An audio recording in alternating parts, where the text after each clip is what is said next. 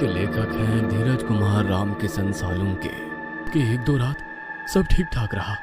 मुझे प्लेटफॉर्म पर कुछ भी अजीब भूतिया महसूस नहीं हुआ, तो मुझे लगा कि शायद वो सब मेरा वहम होगा और मैं उसे भूल गया। लेकिन एक रात जब मैं प्लेटफॉर्म की बेंच पर झपकी ले रहा था, उस दिन भी स्टेशन पर कोई पैसेंजर नहीं था, पार्किंग भी खाली पड़ी हुई थी। तभी मुझे पायलों की छन छन सुनाई दी। मैंने मुड़कर देखा, एक लाल साड़ी पहनी खूबसूरत औरत घूंघट ओढ़े प्लेटफॉर्म की तरफ बढ़ रही थी। उसका सिर्फ नाक के नीचे का चेहरा दिखाई पड़ रहा था। उसकी नाक तीखी थी और रंग गोरा था। वो प्लेटफॉर्म के कोने पर आकर खड़ी हो गई। मैं पीछे से उसे निहार रहा था। तभी दूसरे ट्रेन की हॉर्न की आवाज सुनाई देने लगी। वो औरत ट्रेन की तरफ देख रही थी। ट्रेन पास आई और प्लेटफॉर्म के पास आते ही उसने प्लेटफॉर्म से ट्रैक पर छलांग लगाई और वो चलते ट्रेन के नीचे कुचल गई। ये देख मेरी चीख निकल गई। वो एक मालगाड़ी थी, इसलिए वो स्टेशन पर रुके बगैर वहां से तेजी से चली गई। मुझे कुछ भी समझ में नहीं आ रहा था। मैं प्लेटफॉर्म के कोने पर गया। ट्रैक पर उस औरत की कटी लाश पड़ी हुई थी। उसके कटे हुए शरीर के टुकड़े जैसे हाथ और पांव तड़प रहे थे। वो देख मेरे रोंगटे खड़े हो गए और मैं सुरेश की तरफ भागते हुए चला गया। सुरेश जल्दी चल, एक औरत ट्रैक के नीचे कूद गई। वो ट्रैक पर मरी पड़ी है। क्या? औरत ने ट्रैक के नीचे छलांग लगाई? हाँ, लेकिन कब? अभी अभी वो ट्रेन के नीचे कूद गई। क्या बात कर रहा है? अभी कौन सी ट्रेन गुजरी है यहाँ से? क्या? ये क्या बोल रहे हो? अभी अभी एक मालगाड़ी यहाँ से गुजरी। क्या तुमने उसे देखा नहीं? क्या बात कर रहे हो? आज कोई भी मालगाड़ी यहाँ से गुजरने वाली नहीं थी। ये सुन मेरे होश ही उड़ गए। तो फिर मैंने जो देखा वो क्या था? मैं मन ही मन बोला, क्या फिर से मुझे वहम तो नहीं हुआ? मैंने अपने आप से पूछा और फिर भागते हुए ट्रैक के पास पहुंचा। लेकिन इस बार भी मुझे ट्रैक पर कोई लाश दिखाई नहीं पड़ी। मुझे कुछ भी समझ में नहीं आ रहा था कि मेरे साथ क्या हो रहा है। मैं सोचने लगा कि कहीं मैं पागल तो नहीं हो रहा। लेकिन फिर मेरे मन में एक बात आई, कहीं स्टेशन भूतिया तो नहीं। और फिर मेरे दिमाग में कुछ बातें आने लगी। मैं सुरेश की तरफ गया। सुरेश सच बताओ, कहीं ये स्टेशन भूतिया तो नहीं? ये क्या बोल रहे हो? तुम सिर्फ इतना बताओ कि कहीं यहाँ कोई औरत ट्रेन के नीचे कूदकर मर तो नहीं गई थी ना? मैंने कहा।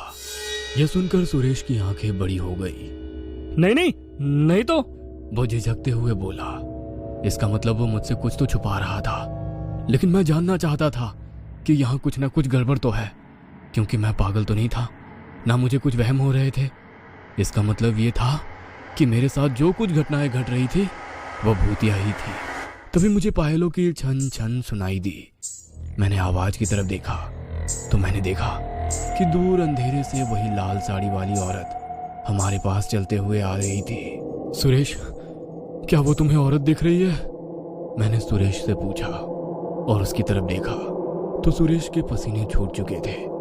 वो आंखें फाड़कर उस औरत को देख रहा था। नहीं नहीं तो, वहां कुछ भी तो नहीं है। लेकिन मैं जानता था कि सुरेश झूठ बोल रहा है। उसे वो औरत दिखाई दे रही थी और शायद वो उसे जानता भी था, लेकिन मुझसे वो बात छुपा रहा था। लेकिन क्यों? मुझे कुछ भी समझ में नहीं आ रहा था। वो औरत हमसे कुछ ही दूरी पर थी। तभी उसने अपना पल्लू उठाया और उसका चेहरा देखकर मेरे पैरों तले जमीन खिसक गई, क्योंकि उस औरत के नाक के ऊपर का पूरा चेहरा और सर कुचला हुआ था। उसकी आंखें, उसका चेहरा, उसका दिमाग और बाल सब एक दूसरे में उलझे हुए थे। मैं जोर से चीखा और स्टेशन के बाहर दौड़ा। मैं तब पार्किंग में था जब मैंने दूर से एक बाइक पार्किंग में आती देखी। मैं उस बाइक के सामने जाकर खड़ा हो गया। बाइक पर एक आदमी और उसके पीछे एक औरत बैठी थी। और जब मैंने उस औरत को देखा तो मेरे रोंगटे खड़े हो गए, क्योंकि वह वही लाल साड़ी वाली पल्लू ओढ़े हुए औरत थी। लेकिन तुम तो अभी मर गई थी ना? मैं डरते हुए बोलने लगा। क्या बात कर रहे हो आप? वो पीछे बैठी औरत बोली। ए, चुप कर, पराए मर्द से बात करती है तू? उसके सामने बैठा आदमी उस पे चिल्लाया। उसका चिल्लाना सुनकर वो औरत भी गुस्सा हो गई। ये आदमी तो मुझे चैन से न जीने दे रहा है न मरने दे रहा है। वो गुस्से में बोली और बाइक से उतर गई और बैग लेकर रेलवे स्टेशन की तरफ चली गई। उस आदमी ने उसे रोकने के लिए कहा, लेकिन वो नहीं रुकी। यह देख वो गुस्सा हो गया और वो आदमी उसे गालियां देते हुए वहीं बाइक पार्क कर उसके पीछे गुस्से में भागा। मैं देखना चाहता था कि आखिर ये क्या हो रहा है। कुछ देर पहले वो तो औरत मेरे आंखों के सामने मर गई और फिर उसका भूत भी मुझे दिखा था, लेकिन अब वो जिंदा इंसान की तरह कैसे हो गई। इसीलिए मैं भी प्लेटफॉर्म पर पहुंच गया। वो दोनों प्लेटफॉर्म के कोने पर खड़े थे। तभी दूसरी ट्रेन की हॉर्न की आवाज आई। वो आदमी काफी डर गया था और उस औरत के सामने हाथ जोड़ रहा था। तभी उसने उस आदमी को रेलवे ट्रैक पर धकेला और चलती ट्रेन ने उसे कुचल दिया। ये देख, मेरी आंखें फटी की फटी रह गई। वो मालगाड़ी उस आदमी को कुचल रही थी। तभी उस औरत ने मेरी तरफ देखा और मुस्कुराई।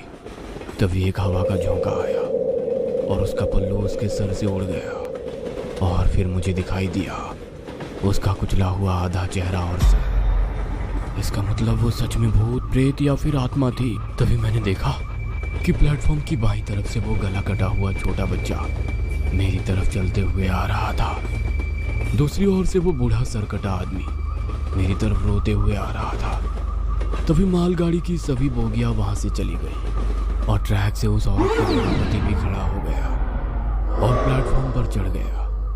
वो सभी मरे हुए लोग मेरी तरफ बढ़ रहे थे। तभी मुझे सुरेश की याद आई। सुरेश! मैं चीखा और टिकट काउंटर पर चला गया। तो मैंने विंडो से देखा कि पूरे कमरे की दीवार पर खून की छींटें उड़ी हुई थी। मैंने कुर्सी देखी तो कुर्सी पर सुरेश की सरकटी लाश पड़ी थी। इसका मतलब उस आत्मा ने उसे भी मार डाला था। शायद तभी जब मैं रेलवे स्टेशन से पार्किंग की तरफ भागा था, वो लोग मेरी तरफ बढ़ रहे थे। इसीलिए मैं रेलवे स्टेशन से भागा और रास्ते से भागने लगा। तभी मुझे टांगे की आवाज़ आने लगी। मैंने पीछे देखा तो एक सफ़ेद घोड़े वाला टांगा मेरी तरफ ही आ रहा था। मैंने टांगे को रोकने के लिए हाथ किया और जब वो टांगा मेरे पास आया, मुझे दिखाई दिया कि उसमें एक आदमी बैठा था। धड़ पर केवल खोपड़ी थी, बिना चमड़ी वाली खोपड़ी। उसके हाथ में एक मैशेटी था। वह देख मेरी सांसें तेज हो गई। वो टांगे वाला भी एक भूत था। वो मैशेटी लेकर मेरे ऊपर झपटा, लेकिन मैंने उसका हाथ पकड़ लिया और उसे धक्का मारकर मैंने उसके हाथ से मैशेटी छीन लिया और फिर मैंने उसकी खोपड़ी उसके धड़ से काट दिया। मैं गुस्सा हो गया था। जब उसने हलचल बंद की तब मैं शांत हो गया। तभी मेरी नज़र टांगे में रखी एक बैग पर गई। मैंने उस बैग को उठाया और उसमें उस टांगे वाले की खोपड़ी और मैशेटी डाला, क्योंकि मैं सब लोगों को दिखाना चाहता था कि सच में मैंने भूत देखे थे। क्योंकि मुझे पता था कि बिना सबूत के सभी लोग मुझे पागल कहेंगे, लेकिन मैं पागल नहीं हूँ। मैं अपनी जान बचाते हुए वो बैग लेकर रास्ते में भाग रहा था कि तभी मैंने पीछे से बस आती देखी और फिर आप लोगों ने मुझे बचा लिया, वरना वो लाल साड़ी वाली औरत मेरी जान ले लेती। सत्या ने अपनी आप बीती बताई थी। उसकी आप बीती सुनकर ड्राइवर, कंडक्टर और आसपास बैठे 4-5 पैसेंजर डर के मारे सुन्न पड़ गए थे। तभी कंडक्टर की नजर सत्या के पैर के नीचे रखी बैग पर पड़ी। क्या इसी बैग में उस टांगे वाले की भूत की खोपड़ी है? हाँ, क्या आप लोग देखना चाहोगे? वह बैग अब खून से भीग चुकी थी। नहीं, मैं नहीं देख पाऊंगा, बगल वाली सीट पर बैठा बूढ़ा सत्या से बोला। तभी बस के पीछे से एक गाड़ी जोर जोर से हॉर्न मारने लगी। ड्राइवर उस कार से तंग आ गया था। शायद वो कार वाले उस बस को रोकने के लिए कह रहे थे। ड्राइवर ने बस की स्पीड धीमी की। तभी वो कार आगे निकल गई और उसने रास्ता रोक लिया। ड्राइवर ने बस रोक दी। तभी उस कार से 2 आदमी नीचे उतरे। कंडक्टर ने दरवाजा खोला। वैसे वो आदमी बस में चढ़ गए और पीछे की सीट की तरफ चले गए। कौन है ये लोग? शायद पैसेंजर्स हो। तभी एक आदमी ने सत्या की गर्दन पीछे से पकड़ ली और उसे दबोच लिया। सत्या के हाथ बैग की तरफ जाने लगे। उसने बैग उठाकर बैग खोली और उसमें से मैशेटी हाथ में लिया। तभी बस में चढ़े दूसरे आदमी ने उसका मैशेटी वाला हाथ पकड़ा और सत्या के हाथों से बैग नीचे गिर गया। बैग नीचे गिरते ही उसमें से एक आदमी का कटा सर नीचे गिर गया। वो कटा सर देख पैसेंजर्स की चीख निकल गई। बस में चढ़े 2 आदमियों ने सत्या को दबोच लिया। उसमें से एक आदमी चिल्लाया, शांत हो जाओ सब लोग, ये आदमी पागल है। कुछ दिन पहले पागल खाने से भागा था और इसने अभी कुछ दूरी पर रास्ते पर एक कार वाले का खून किया है और उसका सर काटकर बैग में रखकर वहां से भाग निकला। यह सुनकर ड्राइवर, कंडक्टर और बस में बैठे सभी पैसेंजर्स के होश उड़ गए। इसका मतलब सत्या क्या पागल था और वो टांगे वाले भूत को नहीं बल्कि एक कार ड्राइवर को मारकर उसका सर बैग में लेकर भाग रहा था। यह सुन सत्या पागलों की तरह चीखने लगा। पागल नहीं हूं मैं, पागल नहीं हूं मैं। वो लाल साड़ी वाली औरत सच में है, वो सच में है। उन लोगों ने सत्या को दबोच लिया था, जिसके बाद उन्होंने उसके हाथ पांव रस्सी से बांधकर उसे कार में बिठा दिया। लेकिन ड्राइवर और कंडक्टर को सत्या की पूरी कहानी सुननी थी कि असल में वो पागल कैसे हुआ और वो जिस रेलवे स्टेशन का किस्सा सुना रहा था उसका आखिर मामला क्या था। उन्होंने उन दो आदमियों को सत्या के बारे में पूछा। वो लोग पागलों के अस्पतालों में ब्रदर थे। उन्होंने बताना शुरू किया। ये पागल सत्या एक पहाड़ी रेलवे स्टेशन पर वॉचमैन का काम करता था। लोग कहते हैं कि वो स्टेशन भूतिया है। कुछ सालों पहले एक पति और पत्नी उस रेलवे स्टेशन पर आए थे। उन दोनों का स्टेशन पर झगड़ा हुआ और पति ने पत्नी को चलती ट्रेन के नीचे फेंक दिया। वो औरत प्लेटफॉर्म के आगे वाली ट्रैक पर ही ट्रेन के नीचे आकर मर गई। उसके मरने के कुछ दिन गुजर जाने के बाद उसके पति ने अचानक प्लेटफॉर्म से ट्रेन के आगे छलांग लगाई और उसकी भी मौत हो गई। लोग कहते हैं कि उसकी बीवी की आत्मा ने ही उसे खुदकुशी करने के लिए मजबूर किया था। सत्या जब उस स्टेशन पर काम करने आया तो उसे भी उस औरत की आत्मा ट्रेन के सामने छलांग लगाते हुए दिखती थी। उसकी आत्मा उसे भी परेशान करने लगी थी और उसे ट्रेन के नीचे छलांग लगाने के लिए कहती थी। लेकिन एक दिन सत्या गुस्सा हो गया। वह बस उस औरत की आत्मा को खत्म करना चाहता था। एक रात वो कुल्हाड़ी लेकर प्लेटफॉर्म पर आया और उसने पैसेंजर्स पर कुल्हाड़ी से वार करना शुरू कर दिया। बेंच पर लेटे एक बूढ़े आदमी का सर उसने धड़ से अलग कर दिया। एक छोटा बच्चा टंकी के पीछे छुपा हुआ था, उसने उसका भी सर काटकर अलग कर दिया। यहाँ तक कि उसने अपने ही दोस्त जो कि टिकट काउंटर विंडो पर बैठता था उसको भी काटकर मार डाला। यह सुन सत्या कार से चिल्लाने लगा। मैंने सुरेश को नहीं मारा, मैंने उसे नहीं मारा, उसे उस औरत की आत्मा ने मार डाला। उसके बाद पुलिस ने सत्या को पकड़ लिया। तब उसने बताया कि हर आदमी में उसे वो औरत दिखाई दे रही थी, इसलिए वो हर किसी पर कुल्हाड़ी से वार कर उसे मारने की कोशिश कर रहा था। अदालत ने उसे पागल करार दिया। तब से वो पागलों के अस्पताल में ही था। अभी कुछ 4-5 दिन पहले वो वहां से भागा था। सत्या के बारे में सुनकर ड्राइवर और कंडक्टर का घसा सूख गया था, क्योंकि वो भी सत्या से बचे थे।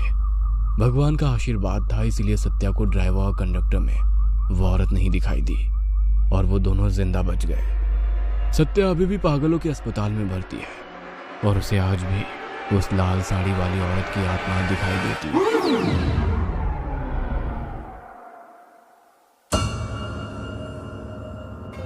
ये कहानी आपको अच्छी लगी हो तो हमें सब्सक्राइब करें